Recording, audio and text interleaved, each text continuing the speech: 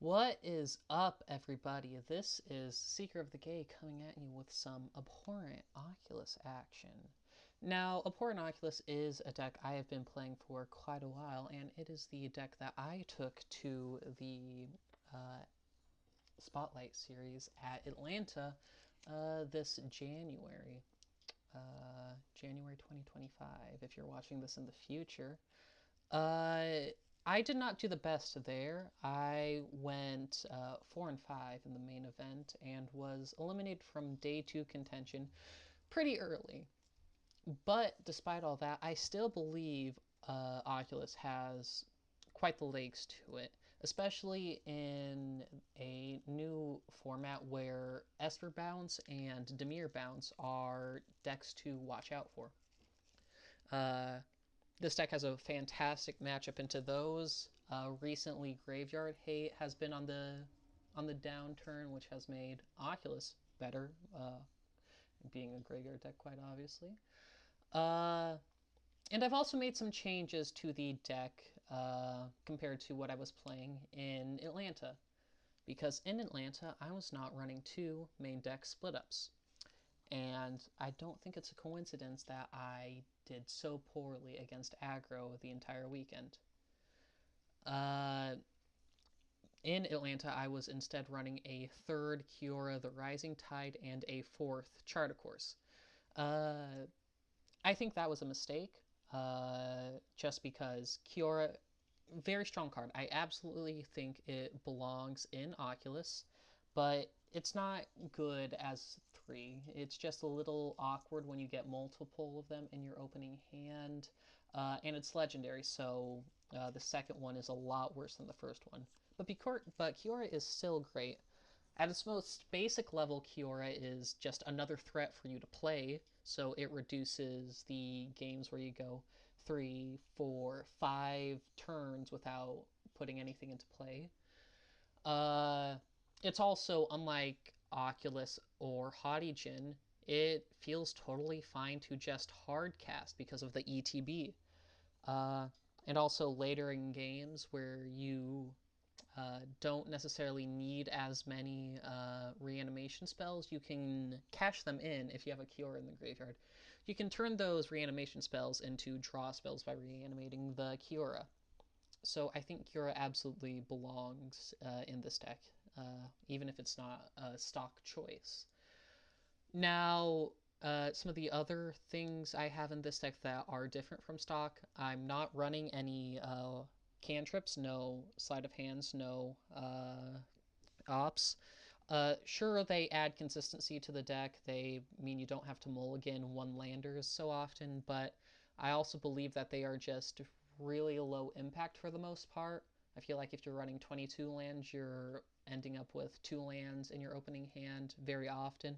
And with how many draw spells the deck runs in Chart a Course and Moment of Truth, I feel like it's pretty reasonable to find your 3rd, 4th, 5th land drops and so on. I don't think you need any cantrips, and they're just so low impact when this deck is trying to be explosive.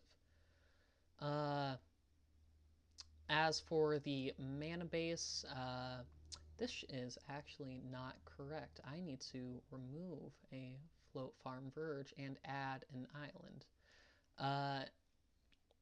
Now, Float Farm Verge is a good card, but as a 4 of, I think that's too much. If you have 2 Float Farm Verges in your opening hand, you really, really feel it because so much of the deck is blue. You need blue sources. And the fact that it can just stay as a glorified plains for into most of the early game, which is when you're trying to, that's when the deck butters its bread. That's really, really unfortunate. So I think 3 is the right amount of Float Farm Verges to play. As for my sideboard, it's pretty simple. Most of it is geared towards improving aggro matchups because, well, that matchup is just really bad for this deck. The deck hates playing from behind. 2 temporary lockdown to go with the 2 main deck split-ups. I think with Green-White Cage being more of a thing now that, well, it sort of had its coming out party in Atlanta, making the top 8. I think it won the event even. No, it did not win the event. What am I thinking about?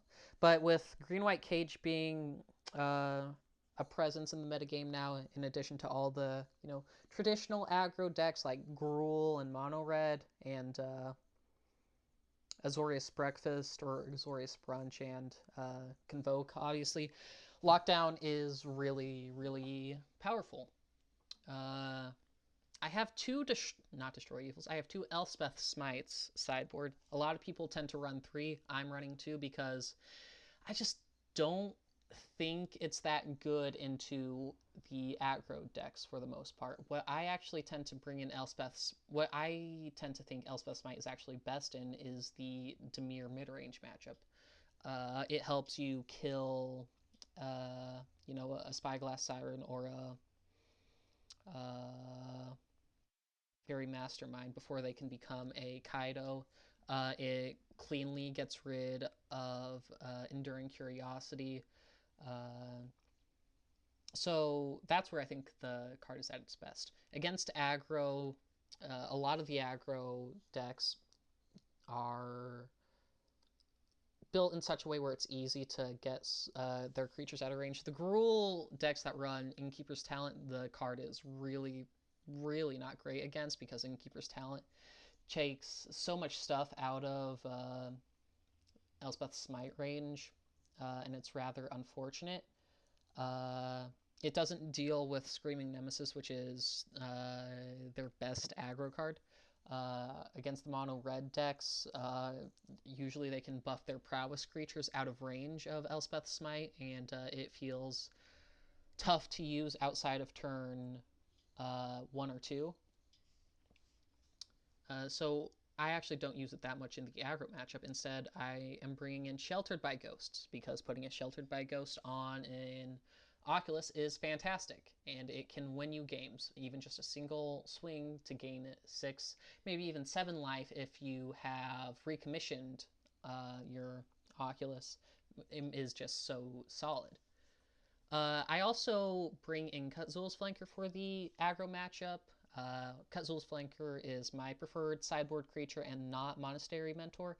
As I said before, Graveyard Hate is on the downswing, so I feel like Monastery Mentor is not as good as it once was. Instead, I think the life gain from Kutzul's Flanker is really good. The Scry is also low-key very helpful, especially if you're trying to find temporary lockdowns. As for the other cards in my sideboard, 2 Exercise, 2 Destroy Evil. That might be a lot of enchantment hate, but there are just so many good enchantments in Standard right now. And you do need different ways of dealing with the different types of enchantments, because for Dimir, you really want to exile their curiosities. Exercise also hitting Ghost Vacuum is very good in that matchup, since that is the graveyard hate that Dimir tends to bring to the table. Destroy Evil is more for the control matchups, both Domain and Mono White tokens, because, well, their best engines are enchantments in that deck. And for Domain, their best removal is an enchantment. So being able to destroy a Leyline Binding end of turn at instant speed with Destroy Evil is really, really good, because it can find you just lethal. And finally, 3 Negates, pretty self-explanatory, also for the control matchups. This is the deck. Against the current metagame, I think it's pretty strong. I believe it has a good matchup into Dimir and Golgari. Esper and Dimir Pixie are... Dimir Bounce. Dimir can't play Pixie. Against those 2 decks, the deck is fantastic. A lot of the discard they have is not good. They play a Nightmare turn 1. I'll gladly take that. I'll just put an Abhorrent Oculus into the graveyard. They're nowhere to runs. The only thing they hit main deck is the Kiora, and you can also just not play Kiora into that stuff if you're expecting it. The bounce spells are a little tough, but I find that they're, for the most part, manageable. And usually you can just go over the top of those decks. This might be controversial, but I also think that Domain is a pretty positive matchup. Maybe not fully positive, but I do think it's at worst 50-50. I just think you're fast enough, and especially in the sideboard games, I think it swings way into your advantage. So yeah, enough talking. Why don't I go into some games so you can see if what I said was true or not? All right, we have found our opponent. Let's hope it's a good matchup, one of the ones I mentioned, and let's hope for some good opening hands. Because when this deck is functioning as intended, it is nigh unbeatable, if I do say so myself. Not on the play, which is not ideal, and not with a good opening hand. You really can't keep any one-landers with this deck, even on the draw. But even if I did have two lands, it's not the best start. You never really want multiple creatures in your hand. This, however, is really fantastic. The decision of what to bottom is between Split Up and Haughty Djinn, I believe. Split Up is dead in some matchups like Domain and Mono White Control, but it's really strong in the matchups it is good in. Haughty Djinn is kind of mid. I do have what I want to reanimate with the Oculus, the Chart, of course, the Helping Hand. I'm gonna put the Split Up on the bottom, and if I get punished for that, well, I'll let that happen. Oh, turn one duress. Interesting. You don't usually see that out of a lead Darkslick Shores. Is this a Dimir Demon stack? It could be. This hand is suddenly a lot worse now without that Chart, of course. If it is, say, Dimir Demons, not a big fan of that matchup. Is this Dimir Reanimator, or not Reanimator, is this Dimir Oculus, perhaps? It'll be interesting to see. They did mill a lot of removal, but unfortunately, cut down is not not great against me, so it doesn't really matter that much that they milled all of that. And seeing Picklock, Prankster, and Chart, of course, in this deck does make me think it might be Dimir Oculus. How fun. We are getting a somewhat mirror match, a 50-50 mirror match, perhaps. I did notice that a Dimir Oculus deck had done well in one of the challenges on MTGO. So maybe somebody is taking a little inspiration from that. It either won I think it won a challenge. So let's see if that's what my opponent is attempting to do. You know what I mean? It looks like, yeah, well, it is.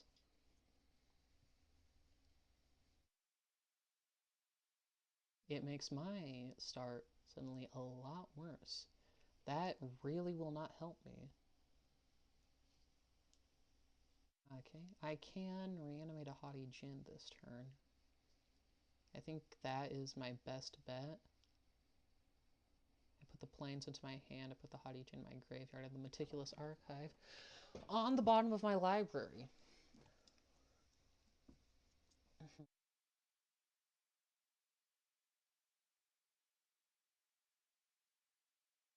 Now this is interesting for sure, because I think overall, Azorious Oculus is better than Dimir Oculus, but I think Dimir Oculus might be favored in this matchup, actually, because they can certainly grind out a lot more value with things like Preacher of the Schism and Shieldred the Apocalypse. They're also not as all in on the graveyard strategy uh, for the Oculus, so gives them a bit more dimensions to work with. Getting that chart, of course, is a really, really good top deck. I think I want to recommission the Oculus because then it can block my opponent's Oculus and not trade. Now they could have some removal in hand, and that would be really, really tough for me. But let's just hope not, you know?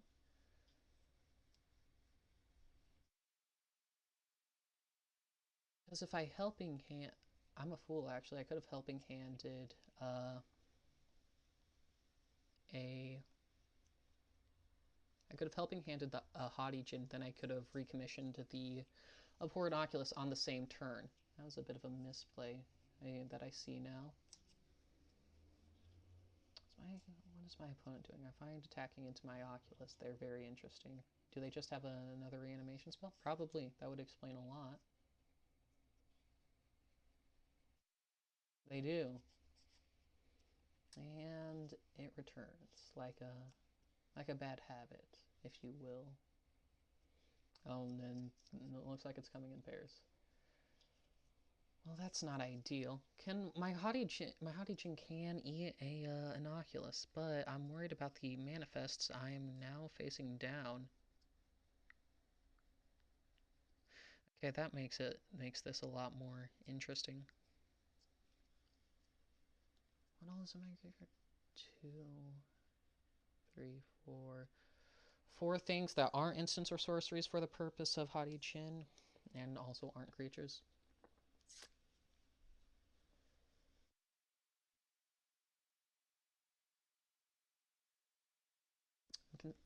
I'm considering Kiora-ing, but what is Kiora gonna...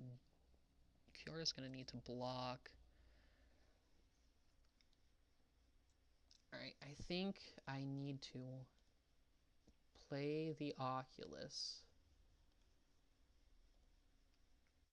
And, well, I think I need to play the Oculus to block my opponent's Oculuses. I also need the manifests, and I can also animate this Haughty Djinn for next turn to serve as a blocker. And hopefully that will help. But it's not looking good for me right now, I'll tell you that for sure. I want the recommission in the graveyard.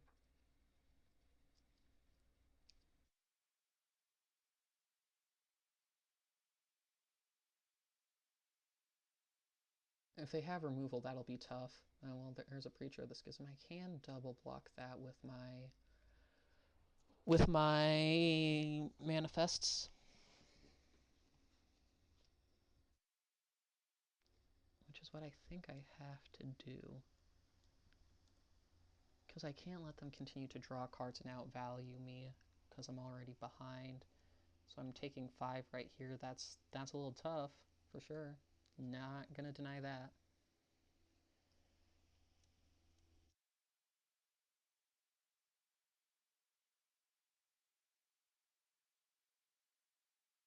That's also pretty tough. A Soul Partition would be nice here.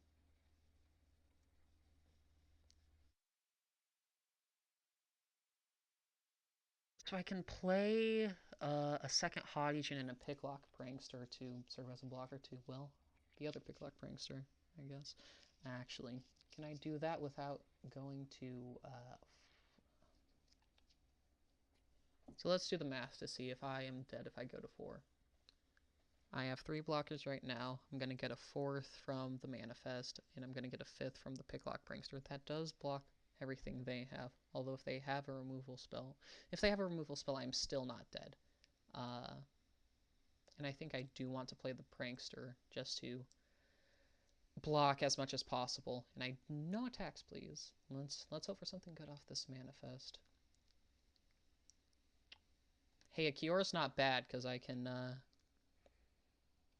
attack with that and create the 8/8, which would be a fantastic blocker right about now. Sure, it can't block an Oculus, but it can block just about everything else pretty well. What I'm most worried about right now is a Shieldred of said Apocalypse. Because I just don't have any answers to that right now. It kills me in 2 turns. My only out would be to top deck a would be to top deck a Soul Partition, but even then they have 6 mana, so they would be able to cast it again. So if they have a Shieldred, I am just dead. Founding the Third Path probably going to get a... Well, they could go No One Left Behind and get the Oculus, or just go for the throat. My Oculus? Milling, actually. Interesting. Maybe they're trying to find Shieldred in the graveyard to then reanimate. But no, the fact that they hit quite a few go for the throats is actually pretty nice. So I assume now they exile a go for the throat and target an Oculus with it. But they've... I thought they...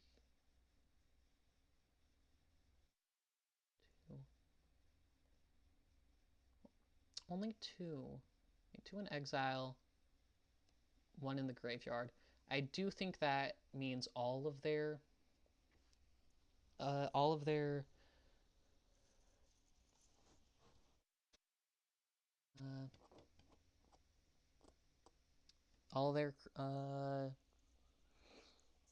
go for the throats have been used, which is good for me. It's not looking particularly good for me right now.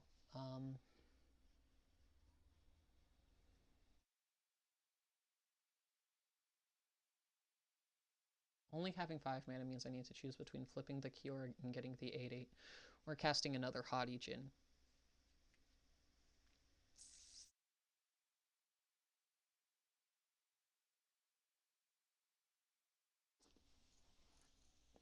One, two, 3, 4, 5. I think I play the Haughty Djinn and attempt to bounce the Oculus in combat.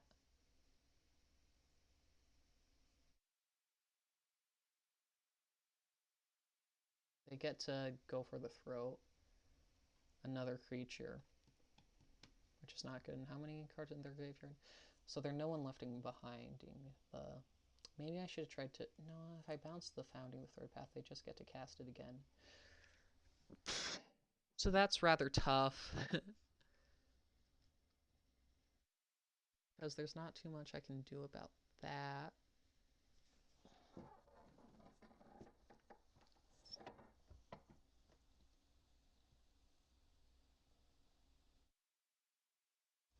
So they attack with their Oculus. I block with one of my Haughty Djinns. I'm gonna have to block both of those. I trade with their Oculuses. I bounce their other Abhorrent Oculus. They play 4 No One Left Behinds. That's all their reanimation spells. So they've already used 2 of them.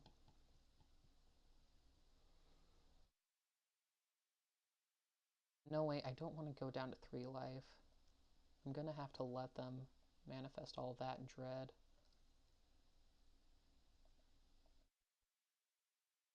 Hey, maybe I can mill them out. What are my good draws right now? Split Up is actually really good.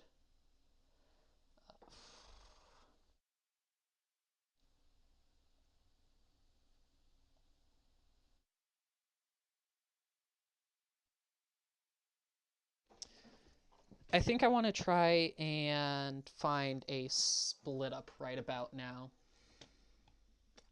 So cast the Kiora in an attempt to find it. Draw me some cards. I did not find either, but I can still look for them using Moment of Truth. And I will be able to cast it because of the Haughty Djinn. And are they going to negate this? It's the one of negate main board, I believe. So that'll... No, it's not one of... I saw negates in their graveyard. But I mean, that's lethal because they have well more than enough creatures to deal with me. So this is going to be an interesting sideboard. I've actually not played against a Mirror Oculus before. But Exercise seems really good. Here. Got Zul's Flanker too.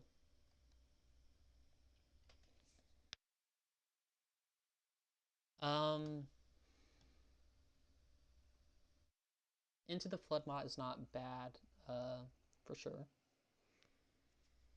I definitely want to keep Soul Partition.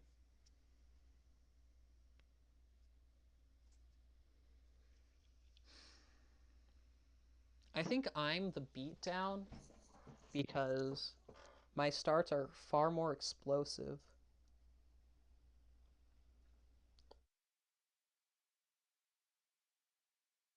So I don't think I want to cut Founding the Third Path. Um,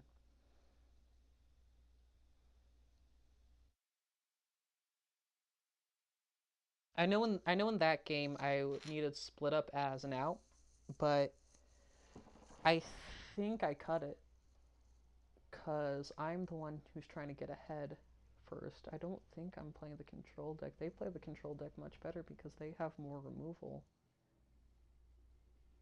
Um, they can bring in what's the? They can bring in Deadly Cover Up to exile my things. And now I'm actually thinking I bring in Negate.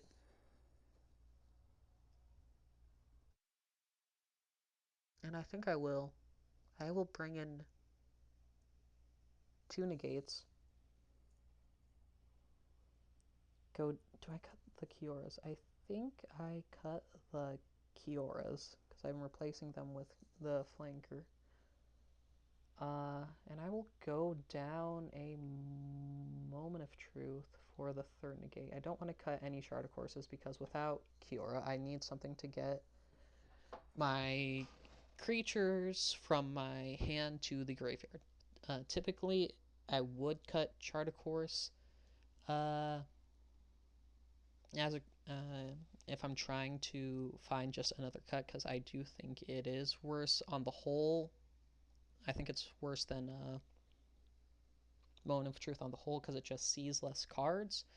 But without Kiora in the deck, I'm certainly not going to be including it. This certainly makes this start a lot better.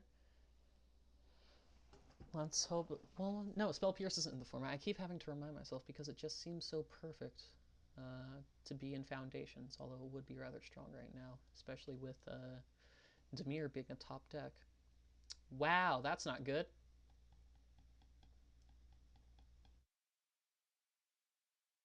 I actually think I want to mill them, try and bait out something, and then cut Zul's flanker.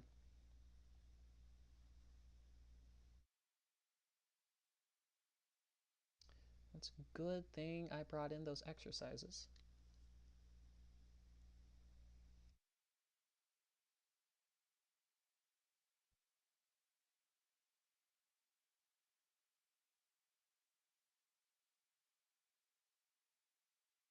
Four cards in their graveyard. I do think I want to picklock Prankster if I find 2 creatures and a reanimation. That's really good. But I can also just return a negate to my hand before they have a chance to respond. And they're gonna eat it with Ghost Vacuum. Oh, they're not gonna eat it. I will decline to use that because I want to hold up Kutzul Flanker mana. Well, this is suddenly interesting. It's a stare down.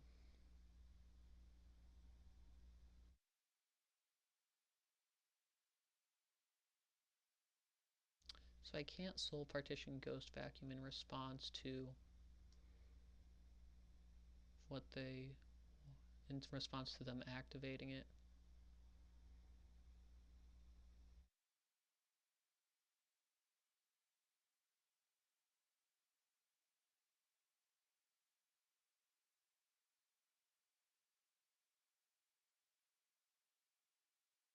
No, fuck. I wanted to do it in their upkeep because I want to prevent. Yeah, now they're gonna hardcast an Oculus. Uh, well, never mind. It appears they are not doing that. I will let Am I gonna let that resolve? Do I negate it? I want to save my negates for when I have a creature on board. I'm gonna let that resolve. Even though Founding the Third Path is typically like the best card in Oculus, or not the best, but one of the most powerful cards in Oculus.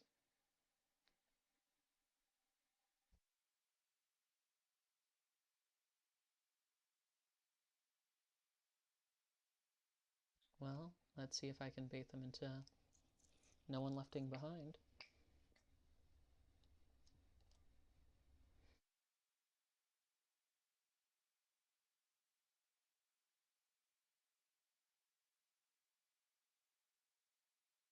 Well, that's interesting for sure. Now I'm wondering if they have something like a well, if they have something like a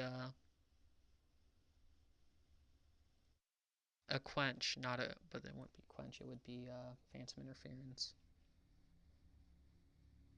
I think they do typically run. I don't know if they run that or not.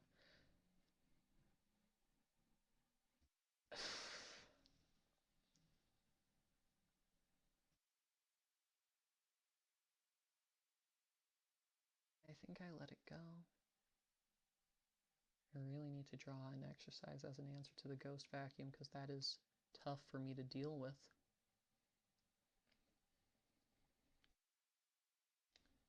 Pick another picklock prankster.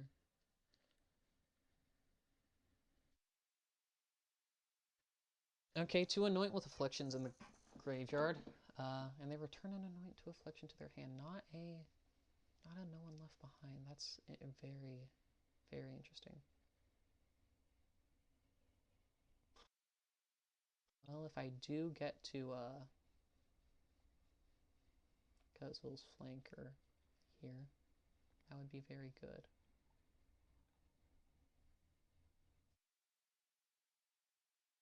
If they are hardcasting in Oculus, I don't feel bad about soul partitioning it.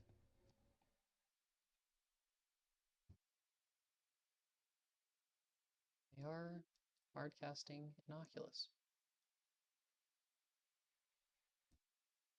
And so I will soul partition that. If they attempt to negate that, I'm fine using my negate on that.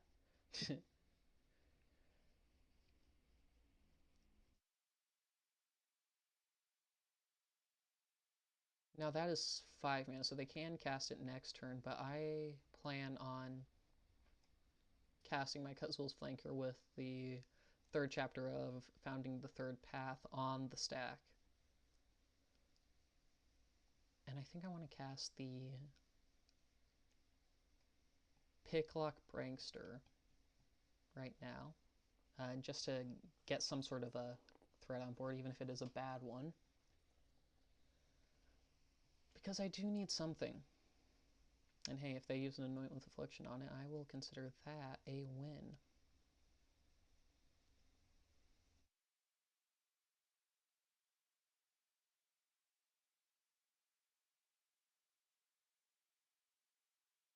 Oh shit, I don't have the mana to cast a negate now.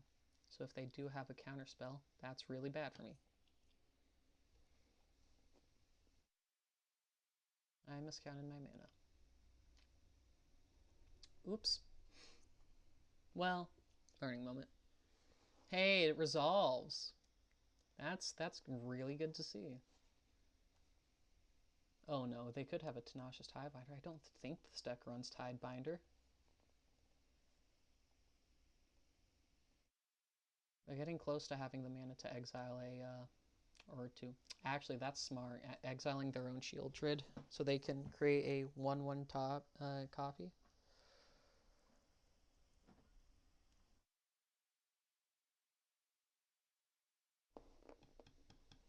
But now that it's tapped, I actually have an opening here for Picklock Prankster plus Recommission. And granted, they have an Anoint with Affliction in hand, but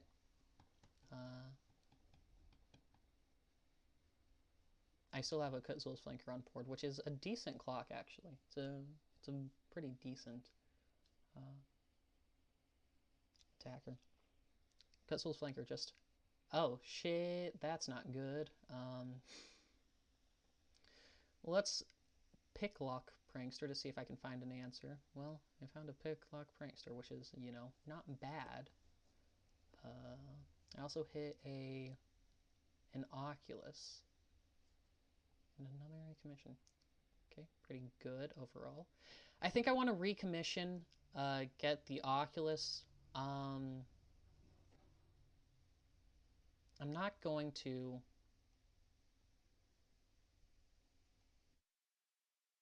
I'm not going to negate an Anoint with Affliction. I think I need to save that for a board wipe.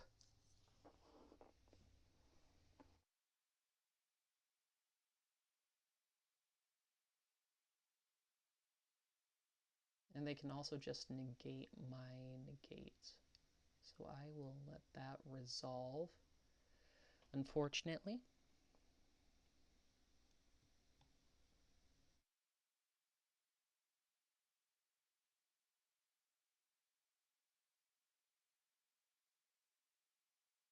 I mean, part of me is wondering if I trade my Cthulhu's Flanker and my Manifest with the Shieldred. I do think that's correct, but I won't get the opportunity. I'm gonna free the Fae twice here, just to find something potentially. Well, there's an Oculus.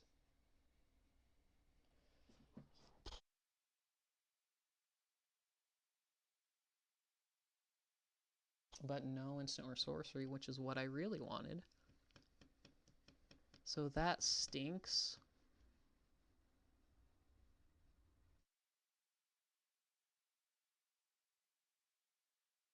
I think I need to find an exercise or a soul partition right now, because that ghost vacuum is about to put in a ton of work. I didn't find one, unfortunately. That's not good for me. I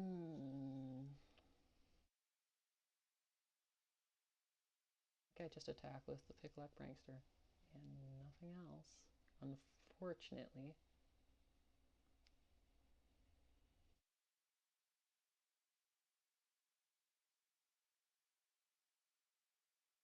So they cast their Picklock Prankster. That's gonna put a lot of cards into their... They tap the Ghost Vacuum, they sacrifice it. That's enough to then recast their Oculus. I think I need to negate this, honestly. Which really sucks.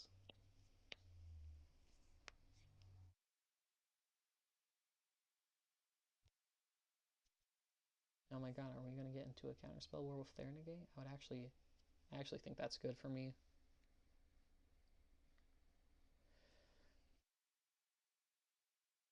Anything in their graveyard they would be interested in no one left behinding? Nope.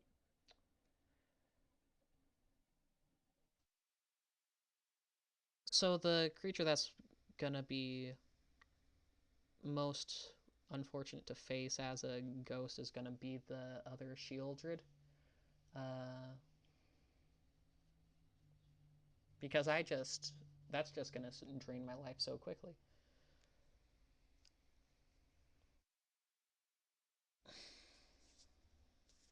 And I just don't think I have an answer to it, really.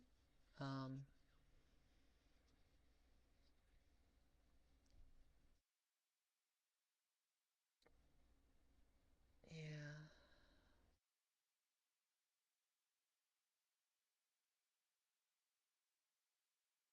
This is looking like a pretty unfortunate loss, because it feels like a pretty even matchup. That's a very interesting decision. Not casting either the Abhorrent Oculus or activating their Ghost Vacuum. Are they okay? Well, they can just cast an Abhorrent Oculus from their hand. Yeah, that seems a bit better. Why pay mana you don't have to? Moment of Truth to attempt to find something? A Soul Partition.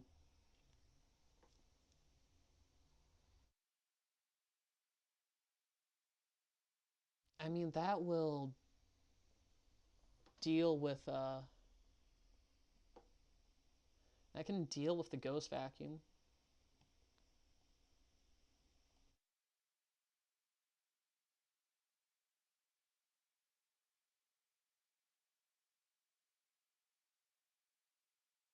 And I found the third negate.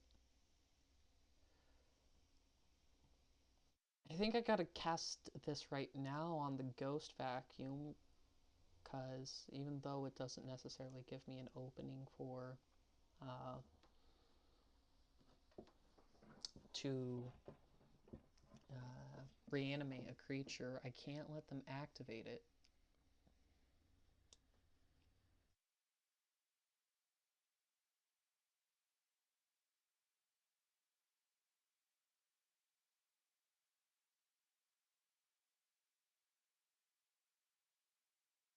It's how many Oculuses have been exiled? Only two. So if I top deck an Oculus, that is good for me. But right now, I am in the business of chump blocking, which is a business that is one that is going out of business rather quickly, unfortunately. Because I need to find something that can deal with either the Oculus or the Shieldred. Thankfully, the two exercises in the deck deals with either of them. Probably want to deal with the Shieldred first. They recast the Ghost Vacuum. I want to deal with the Shieldred first because that's just constantly draining me and I don't have any possible answer to it. This is going to hurt, but I think I have to do it to attempt to find said answer. So I'm going to go down to 8. Discard a recommission.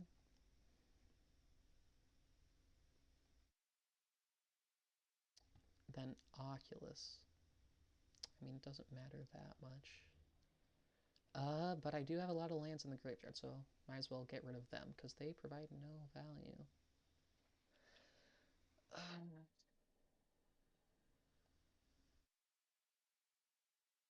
I need to find an answer to Shieldred, like now.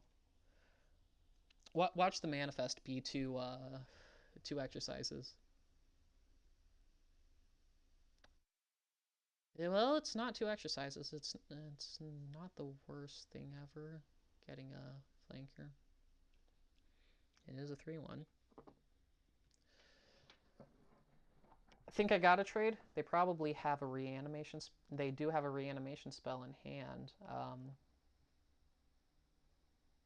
But I got to make this trade because I am dead otherwise.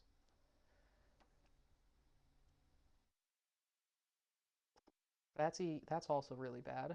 Um, Although Chart, of course, actually provides no value to me now because casting it just kills me uh, due to shielded life loss. I think I what keeps me alive? I think it's nothing really, and that certainly is not it. So good game to my opponent. That was rather unfortunate. I will see for the next game. Hopefully that one goes better than this. And we are back. Last match was unfortunate. Let's see if we can turn our luck around. I mean, being on the play is already better luck than last time. It's an interesting start. We can hard cast Abhorrent Oculus turn 4, which isn't horrible. And depending on what we hit off of the Meticulous Archive, this hand could become a lot better. So based on those metrics, I'm keeping it. And our opponent mulligan one. That's good to see.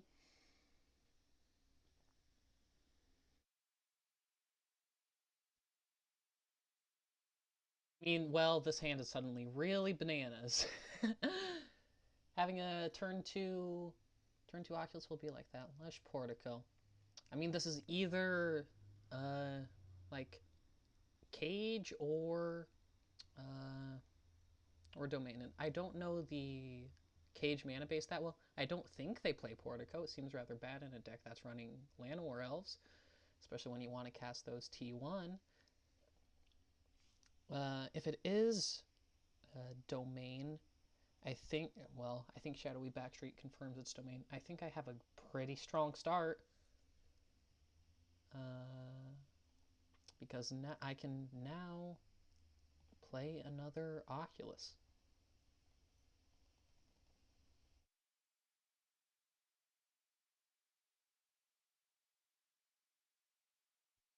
I think exiling all these cards is worth it.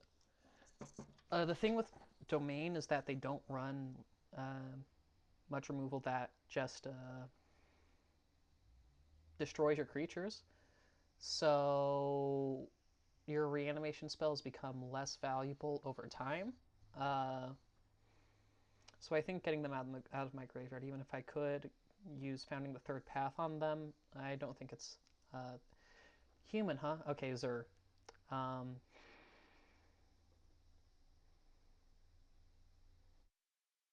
Actually, I can do something really funny here. I can attack with everything and then split up to deal with the Zur.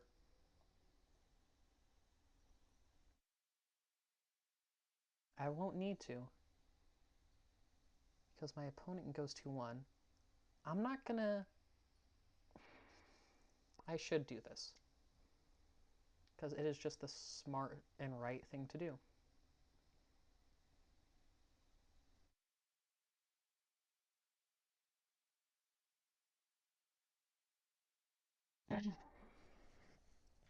So I could put Helping Hand into my hand and reanimate Haughty Djinn from my graveyard. And I think that is what I want to do.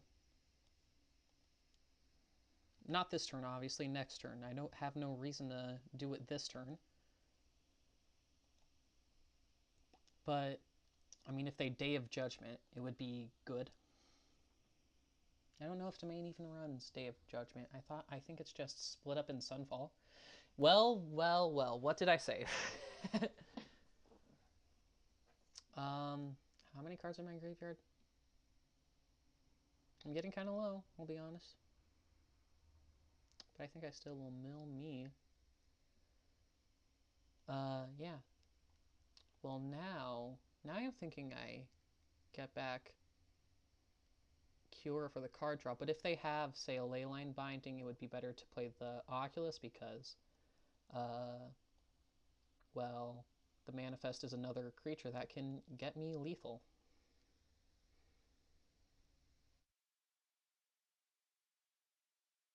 And if they Sunfall, Overlord of the Mistmoors, uh,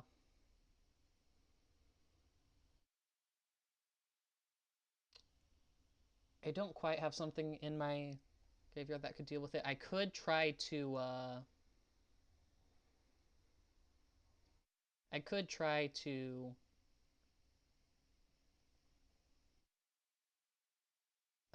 cast one of my draw spells using this, but I think it would be better to Helping Hand back the Kiora in an attempt to find something. Because a Soul Partition or a Into the Flood Maw is lethal. Don't find any of that, unfortunately, but I can just swing in and force them to trade.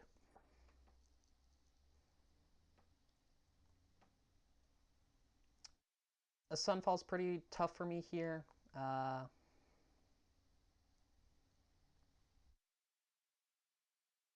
want Helping Hand to be in my graveyard in case I find another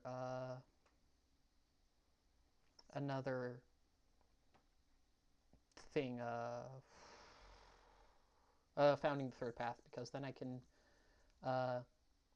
3 it and I will be good. The split up isn't bad. I can use it to kill the Overlord once it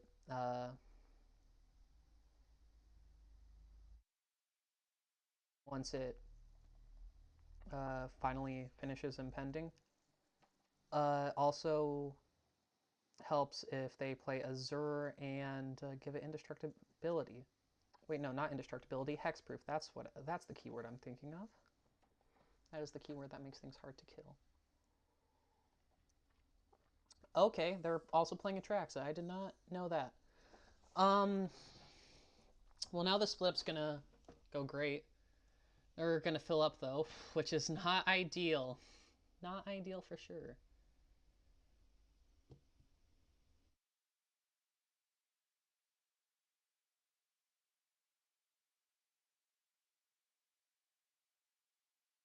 So I split up, destroy all untapped creatures. Make sure I click the right thing. I've made that mistake before. I've made the old Shieldred the Apocalypse mistake. Now, what is in their hand? Sunfall, Get Lost.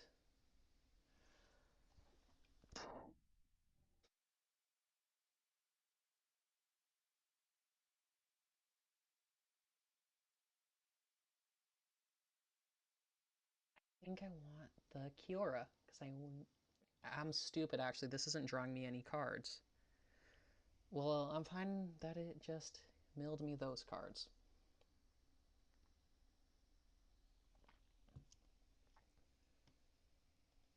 I need to know how many, 1, 2, 3, 4. So 4 reanimation spells in the graveyard. 5, 6. Actually, I might be all out. No, there's still one left in the deck. How many Founding the Third Paths are there? 1, 2, 3. Hmm. Well, I can't cast this chart, of course, without and net any cards, so I'm not going to do that. This is actually rather unfortunate because now they can give their overlord life. Well, actually no, it just gets lifelink because it's already a creature. They don't need to pay money to animate it or anything. Well, now they're gonna gain even more life.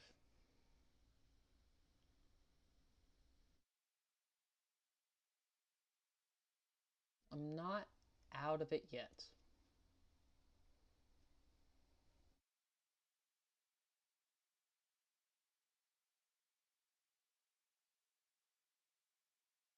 I don't think Recommission does it. Hold on, do I? How many split ups have I cast yet this game? Well, both of them are in the graveyard, which is not good. But I can Kiora and attempt to find a Founding the Third Path to cast a split up. Although now that I look at it, I don't have the mana, so that is unfortunate. Leyline binding the Kiora.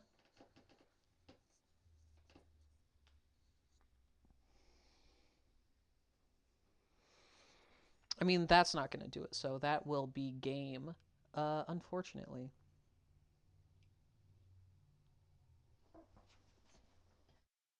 Now, I think we can go through this pretty easily because I talked about the domain sideboard quite a bit uh, at the beginning of this episode. Uh, Now, one card to cut, I hmm,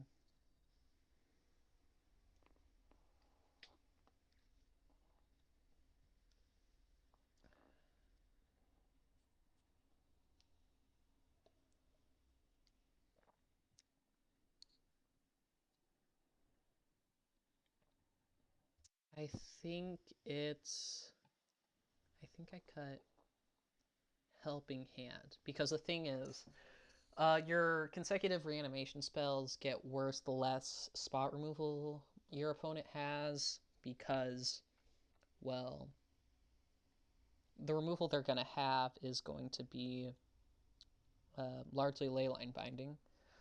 And that means there's not going to be a card in the graveyard, so the consecutive reanimation spells become worse. So that's why I'm going to be boarding out a Helping Hand. I'm going to keep everything else because, well, I need to find certain cards for this matchup for sure. I'm not going to keep this hand. It's too slow. It does nothing turns 1, 2, or 1 or 2. So that's why I'm going to ship it. This is a hand that actually does something. And my opponent also mulliganed, which is nice to see.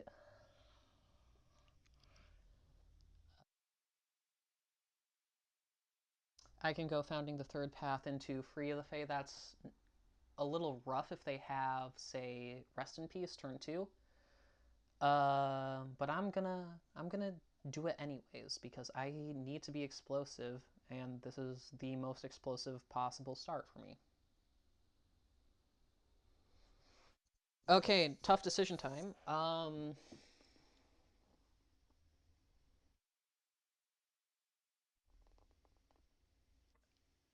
I want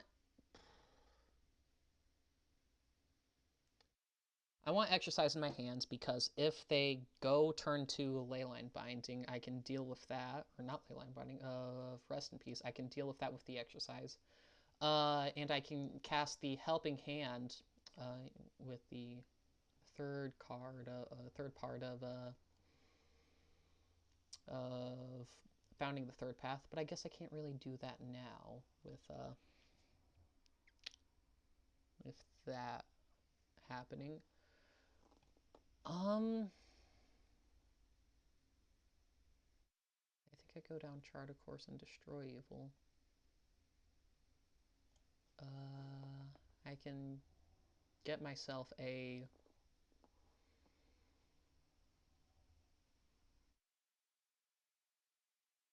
So do I want to get the 8/8 or do I want to destroy the Up the Beanstalk? I think I want to get the 8/8 first. So I will Moment of Truth right now because that will put me at Threshold. Well, now I'm given an even tougher choice because I can now exercise the Up the Beanstalk and get rid of their card draw engine. And they are on 2 lands, so I think that's what I want to do. Put that into my hand. Put the Haughty Djinn in the graveyard and the Kiora, the Rising Tide, into the bin. Force them to have to top deck a land.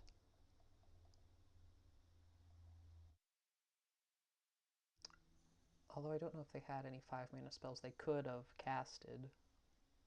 Or casted isn't correct, cast. With just a Hedge Maze and a Plains. So, we'll see. I did manage to win a game in Atlanta by destroying my domain opponents of the Beanstalk when they weren't mana screwed, but they were on 5 cards after 2 mulligans. So I was able to run away with that game after doing that. Well, that's not bad. I will take a win. Would prefer it to be a little more earned, but win's a win. Can't really complain much. Now, I don't think there's very many changes being on the play or on the draw compared to being on the play. Maybe I go down a recommission for a Helping Hand. But recommission puts more power and toughness on the board. But I also want to be able to hold up negates and stuff. So I think I'm going to put in the Helping Hand instead. And I think that's that. That game was a good presentation of why Kiora is in this deck. Getting the 8/8 is just really effective. In the slower matchups, the card draw ended up being super helpful. This is interesting. I do think I will keep this. Exercise is really good to start with because, well, if they go turn 2, say, Rest in Peace or an Up the Beanstalk, I can deal with that. Well, they did not do either of that. Discarding a Split Up. Interesting. I am going to go ahead and mill 4 because that sets me up.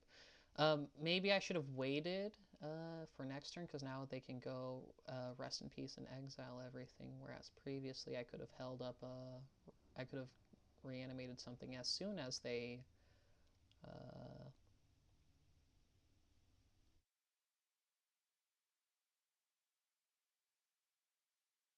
as soon as they, or as soon as my cards were milled. I can't speak today. Usually I'm better with this. I recorded a video the other day that I had to just bin, much like this deck, because the quality was really bad. So I made some changes, and hopefully this turns out better. But yesterday I was much better at being clear with my words and getting my thoughts out in a relatively uh, professional manner. Today, not so much. Maybe I shouldn't try to record videos on back-to-back days. Well, here's an example of where exercise goes hard, although it's rather self-explanatory in its going hard nature. Obviously, I would like to save it for a Haunt Woods, but think this... I think this is the best line, because I could also...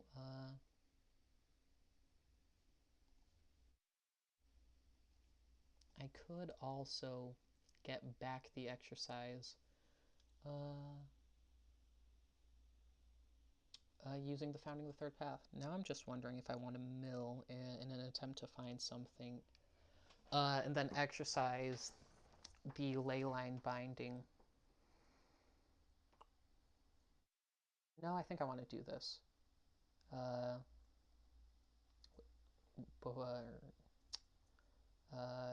Because then I can, I would hardcast the Leyline Binding.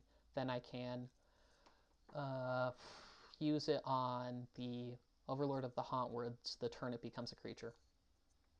Well, no, actually, I will still be able to use it on the turn it becomes a creature. Now, I did my math wrong. Split up's a little tough, but it's certainly better than Sunfall.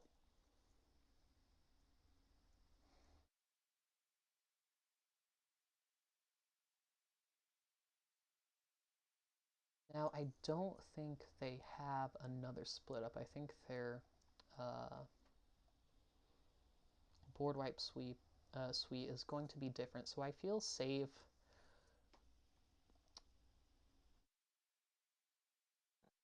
I can go Kiora and recommission the Djinn. That's a lot of damage coming at them. That would be 9 damage.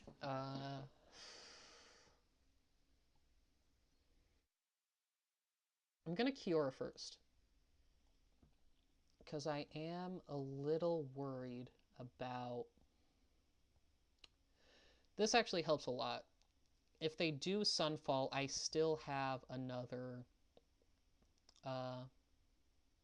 Oculus in the graveyard to reanimate. I'm gonna Helping Hand instead of recommissioning, because right now I feel like I think I haven't done the math. I probably should do the math, because I mean I have the time on the clock, and it would be helpful. But I don't think recommissioning takes a turn off my clock right now. And if they do go Sunfall right here, it would be better to have as much damage on board as possible. Next turn, Rest in Peace. Unfortunate. Destroy Evil now. Not great. Because it is already so late in the game. But I can go Destroy Evil on the Overlord of the Haunt Woods. I can attack with everything. And I can hope to... How many Oculuses have been exiled? 1. Only 1. I can hope to hit another Oculus with on a Manifest. Recommission is now a dead card. I mean, how many... I still have 2 forms of enchantment removal in the deck that I can utilize.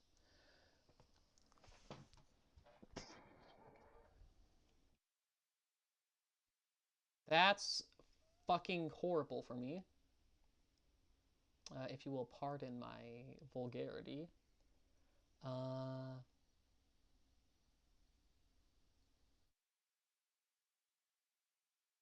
It's just maybe the best thing they could have possibly drawn.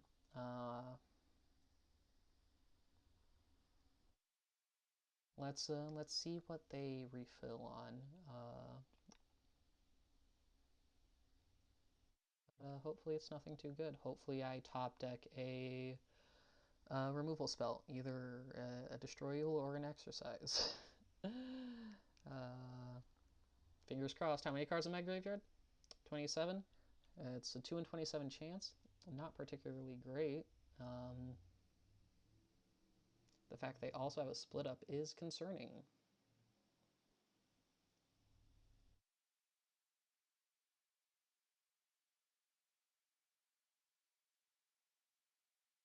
That's not good. How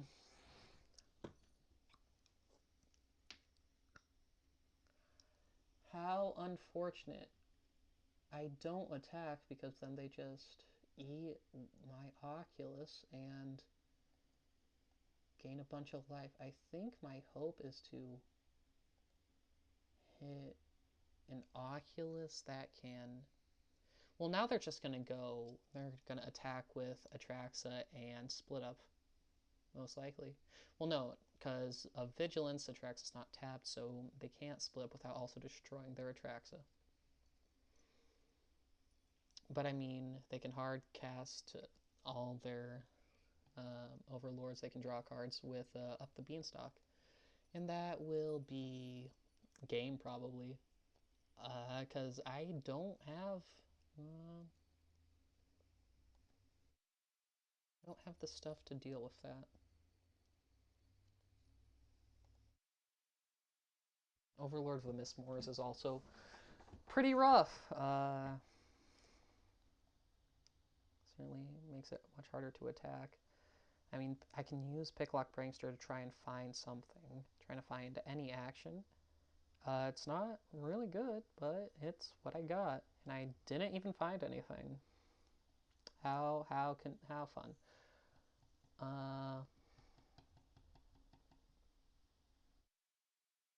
Yeah, I just play the Prankster. I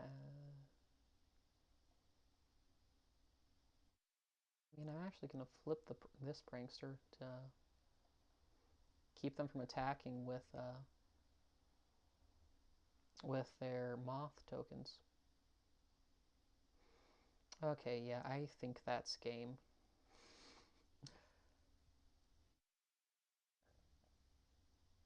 Yeah, I'm gonna tap out.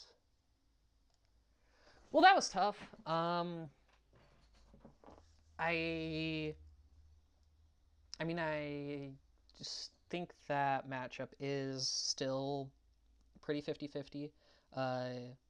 Game 1, I got them down to 1 health. Game 3, I was in a really good position, but they top decked Atraxa, which I'm pretty sure is now just a 1-of in this deck, so that's a little unfortunate, but also that's Magic. So 2 losses. Let's see if I can fix that on the final match of this video. And here we are for game 3. This one is to earn a bit of respectability back, something to redeem myself. Being on the play certainly helps a little. And I think I will keep this hand. It's not the best. I would prefer to have a discard outlet. But then, I mean, if I hit something good here, there's high explosive potential. I honestly think I want that on top because I want to be able to cast Kiora turn 3 if I don't find anything worthwhile off of Founding the Third Path.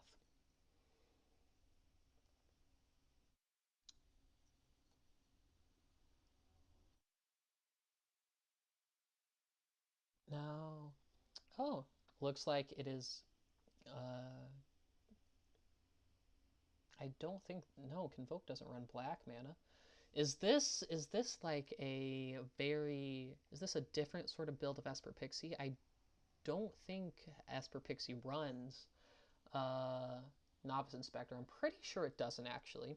Uh, so seeing that is interesting. Is this the old Orzhov Pixie deck that was popular on Arena for a bit because it was very cheap to make? If so, I'm not too worried because that deck is not good against this one.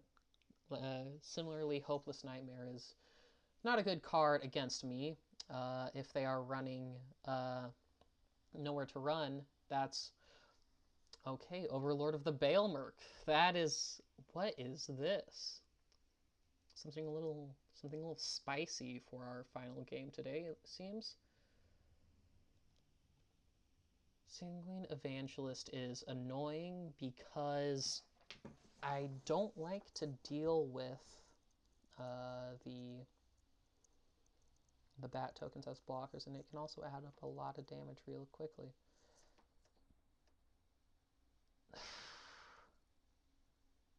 If I Helping Hand back the Kiora, that gives me a chance to find something good to discard.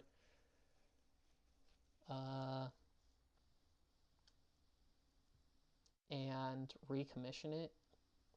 Or I could just hardcast Kiora. They're a black deck. They're probably running Cut Down.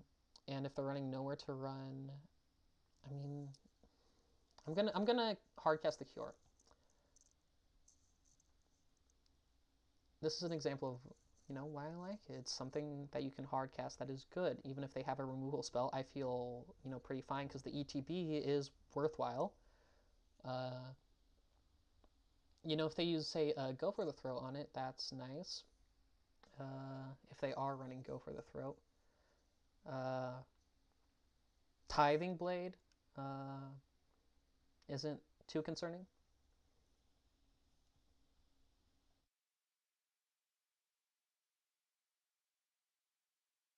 Cut Down, About what I expected. Another Helping Hand. I don't love to see that. I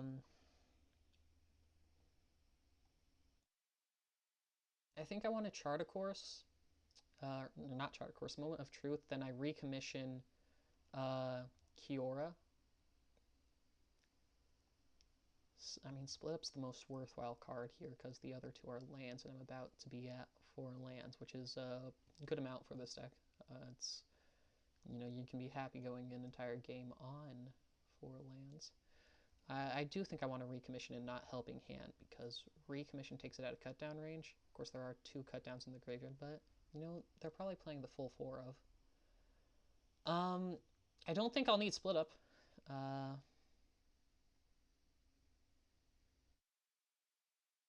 Does answer Overlord of the Baelmerk, which I would otherwise struggle to deal with and is a very intimidating card. So I actually will hold on to Overlord of the Baelmerk and I'll discard a Helping Hand.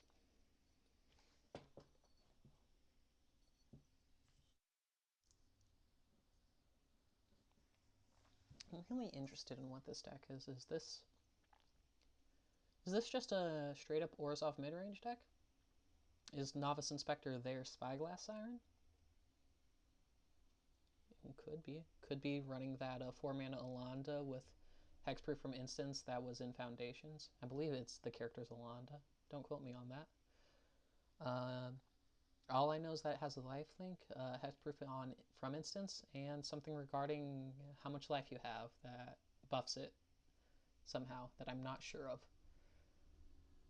Okay, I'm gonna have to read this card. Kaya Spirit's Justice. Surveil 2, then exile a card from a graveyard, huh? Well, I'm glad I don't have anything good in there. That's actually very annoying for my deck. Although, since they can only activate it at sorcery speed, that's less concerning. My exile target creature you control. For each other player, exile up to 1 target creature that player controls. Very interesting. Pair that with the Eldrazi that can be played from exile. That would be funny. Whenever one or more creatures you control and or creature cards in your graveyard are put into exile, you may choose a creature card from among them. Until end of turn, target token you control becomes a copy of it, except it has flying. Okay, so what did they exile? They exiled a recommission. You know, understandable. Mill 4? I believe I will. Oculus, I will gladly reanimate that. First things first, let's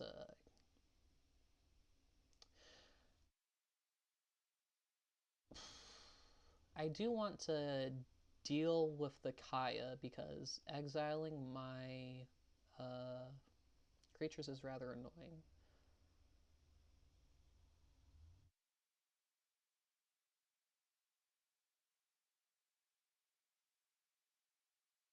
The fact that they didn't block is interesting because now I can Helping Hand back the Oculus.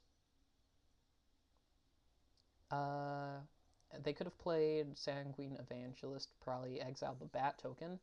Uh, or actually, maybe you exile the Evangelist because then you can use the Bat tokens to become copies of things. That would be interesting. I'm going to use Chart, of course, because I want some card advantage right now. Well, I'm glad I did that. Haughty Djinn is, I'm glad I have a Haughty Djinn in hand. And now I'm glad I hit one. This is about to become very interesting when it comes to lethal, because if they play the Sanguine Evangelist, obviously the Bat token's annoying, but I can Soul Partition it. Go for the Throat. Now they probably exile that with Kaya. Yeah. No, I'm not too broken up about that because of the Haughty Djinn I just manifested. And yeah, there's the Evangelist. I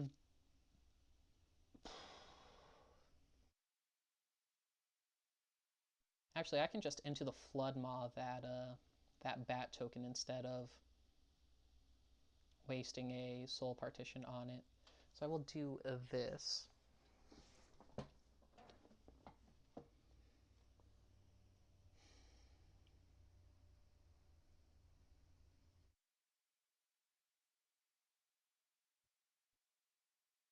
Just thinking if I want to...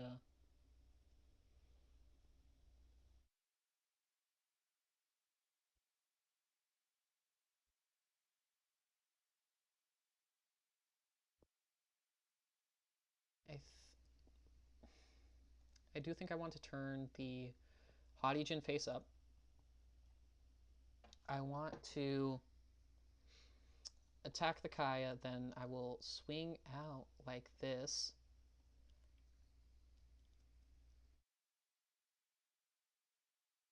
If they don't block, I can split. I feel fine splitting up.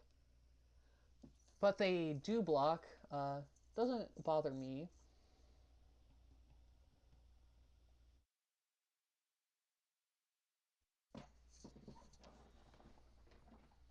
Uh, this is actually pretty fine. I can attack with the Sign of the Deep Vine because that just eats the Overlord of the Baelmark. What the hell is this? Whenever this creature deals combat damage to a creature or battle, return target creature card from your graveyard to the battlefield. Okay, interesting.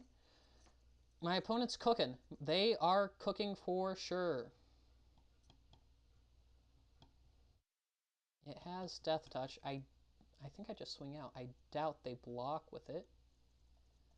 I swing out. I go destroy all untapped creatures with Split Up. And I play the second the second Haughty Djinn. Let me just make sure. Yes, it is destroy all untapped creatures. And well, actually, I'm gonna play around a board wipe right now because this deck seems like it would work well with board wipes, even though it is a pretty creature heavy deck because they have things that get creatures back from the graveyard. Okay, well, that'll do that. Wow, I really do not know how to sideboard for this. They are a graveyard deck, so Kutzel's Flanker intrigues me. Hmm.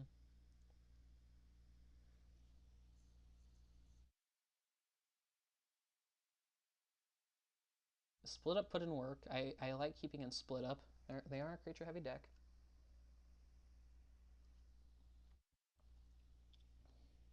Negate. I don't think I saw anything worth negating. I mean, there was spot removal, but I don't really want to negate that.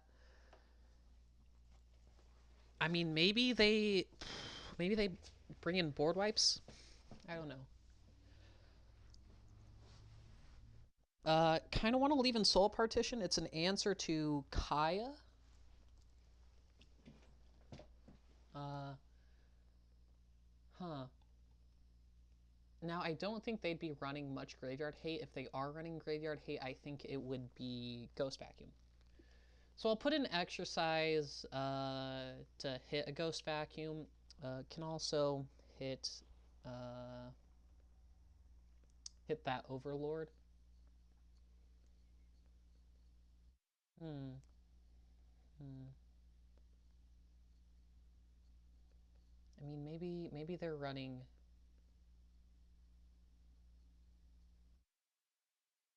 Maybe they're running Deadly Cover Up.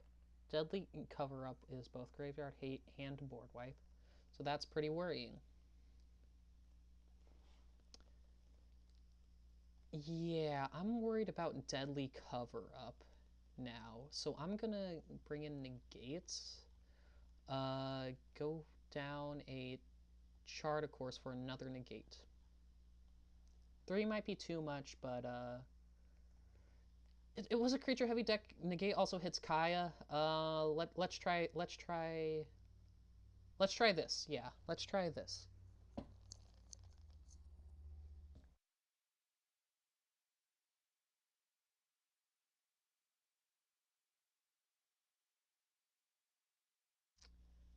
Well, it's not a bad hand. Uh, it's not super explosive, but I'll keep it. Fairy Dream Thief. Wow, this person's cooking. I like what they're doing. Man, Fairy Dream Thief. What a card. You know who doesn't love a card that will that just lets you. Who doesn't love drawing cards, and who doesn't love one drops that have decent ETB effects? Uh, Picklock Prankster, really happy I drew that recommission. That makes this line so much better now. Uh,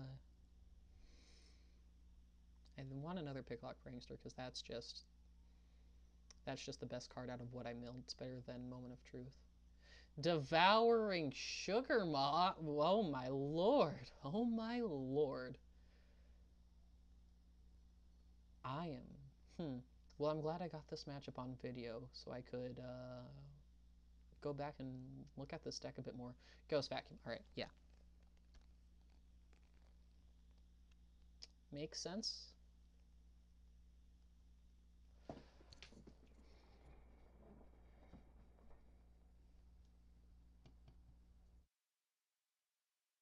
So I actually think I want to mill them.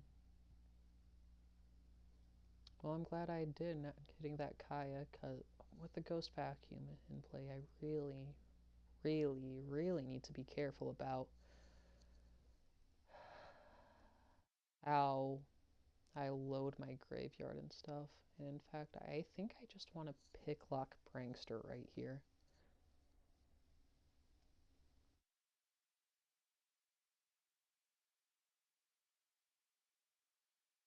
That's going to make things difficult. This video is making me seem like a fool when I said a Graveyard Hate is on the down low, on the downturn, because that's not really looking like the case anymore. Now let me read the Devouring Sugar. Sacrifice an artifact or an artifact, enchantment, or token if you don't tap Devouring Sugar Maw. So they have 3 of those. So they have three, well, they have four artifacts? Yeah, artifact, enchantment, or token. So they have 4 turns of Devouring Sugar Maw being a thing, which is annoying. I think I want a Haughty Djinn. And then I set up an end of turn, free of the Fae, just to maybe find an answer to Ghost Vacuum. Because right now that's putting me in a bit of a clamp. You know, Oculus did top 8 a challenge, so maybe people are giving it more respect now. So maybe Ghost Vacuum is back on the rise. If that is the case, I would probably cut one of the Destroy Evils in my sideboard for a 3rd exercise.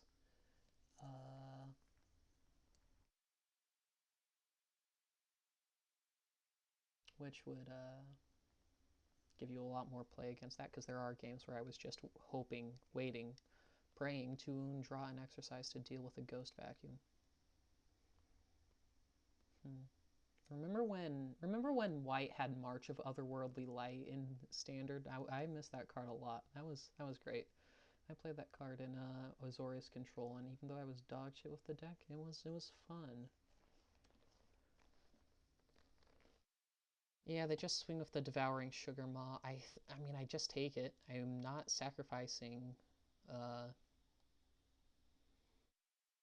bunch of creatures for that. Yeah, beginning of their upkeep, they sacrifice the human token, which is fine by me.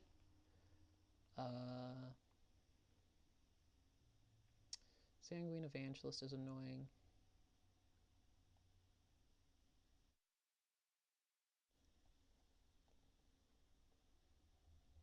I mean, this deck is something. Wow. Wow. I'm very happy with that. Possibly the best way that could have gone. I want to play an untapped land because I can, after doing all this, I can play another Haughty Djinn, which gives me pretty decent power and toughness, actually. They're going to exile that, but they don't know I have a second recommission in hand. Not a second recommission, a second reanimation spell, but it is not a second recommission. I think the cards are pretty significantly different enough in a way that matters as a distinction. So I'm a big fan of this.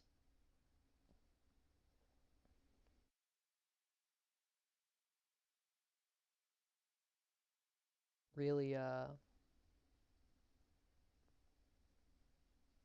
really puts the clamps down on my opponent from attacking with anything other than their Devouring Sugar Maw. And I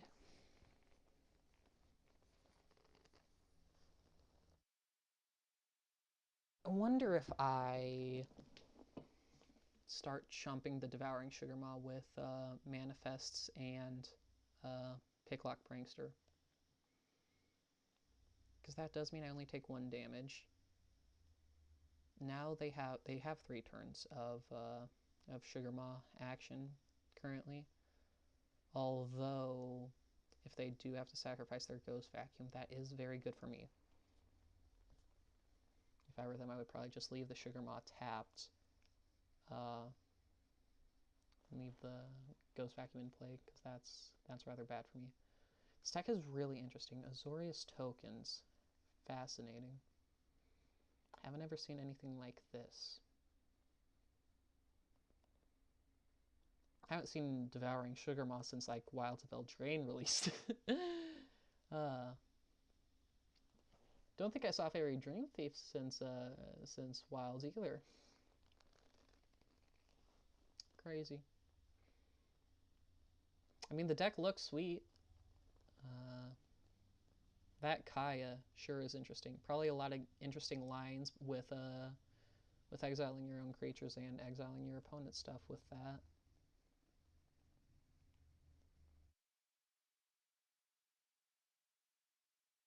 You're in the tank. That's either really good or really bad for me. Alright, here is a Kaya. I mean, I would probably just -2 it. No, +2. Okay. And they will concede. Alright. I don't know why they conceded. That didn't feel like a particularly good position for me. But, you know, I'll take it. I will see you soon for a brief, conclusion to this video. See you then. And we're back. So 1 and 2, the two matches I lost, Dimir Oculus and Domain, both felt rather winnable. Dimir Oculus less so than Domain. Thinking about that Dimir Oculus matchup, I stand by what I said during that match, where I think Azorious Oculus is the better deck, but I think Dimir Oculus is better in that matchup for the simple reason it's grindier. Dimir Oculus just a lot less explosive than Azorious Oculus. The fewer reanimation spells means that against mid-range decks that are other mid-range decks, I don't know if you would call that a mid-range deck. I would call that a mid-range deck. I mean, it's play Shieldred the Apocalypse. You're pretty hard-pressed to find a deck that is playing Shieldred the Apocalypse that is not a mid-range deck. At least main board.